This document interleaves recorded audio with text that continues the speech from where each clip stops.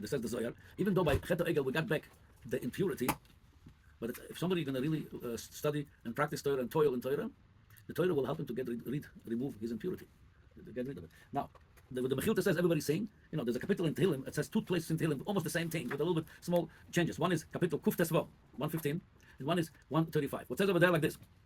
Atzaben Kesev Ezo Masay De'odom. The going believe in idols made out of silver and gold. You created them, and then you said, "That's my God." It says Pelohem V'lo Daberu. They have a mouth. They cannot speak. You could create a mouth, a beautiful mouthpiece. They can't put neshama up there. Only Hashem can put neshama. And Naim V'lo Yiru. You can make a beautiful eyes, but this eyes doesn't see.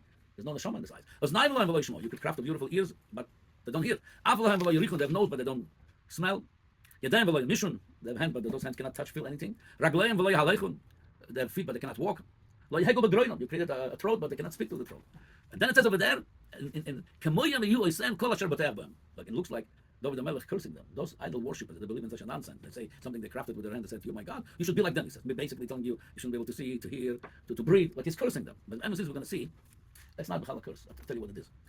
What we're saying over here, that doesn't talk only about there's eyes to those idols and they don't see. People that idol worshippers, they don't follow the ways of Hashem. They have a different philosophy, different theories of life. They don't follow. Hashem created life.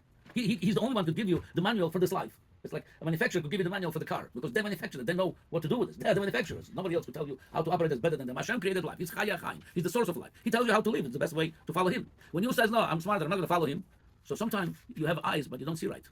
Two people see the same thing. Everybody have a different perception of what he sees, a different understanding.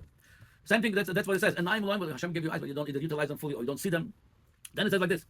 Pelohem, they have a mouth, they can speak. You sometimes speak nonsense with your mouth. Hashem gave you the mouth, speak it right. And the mouth is also only a mouthpiece for your mind, for your heart. If you have wrong ideas, so you speak the wrong things. You have ears, you don't hear, meaning also understand. You don't understand right. You everything you hear, you see, it's all contaminated with impurity of this world. And then it says, if you believe in idols, meaning you believe in the wrong philosophy, you're going to be thinking like them. You want to have a godly thinking. That's what it means. The koach of Matan Torah, it could remove all the impurity, all the mishagas they have in the world today, all kind of impure ideas.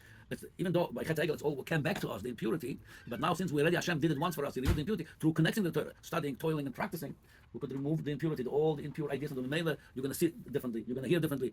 You're going to talk differently. That's what the Torah could heal. Could heal a person's eyes. You could it's all now. All this you could bring it in the healing of the spiritual sense that you saw the wrong way, you heard the wrong way, you taught the wrong way, you spoke the wrong way. If you connect to the Torah, everything changes. The way you see, the way you hear, the way you speak, the way you think.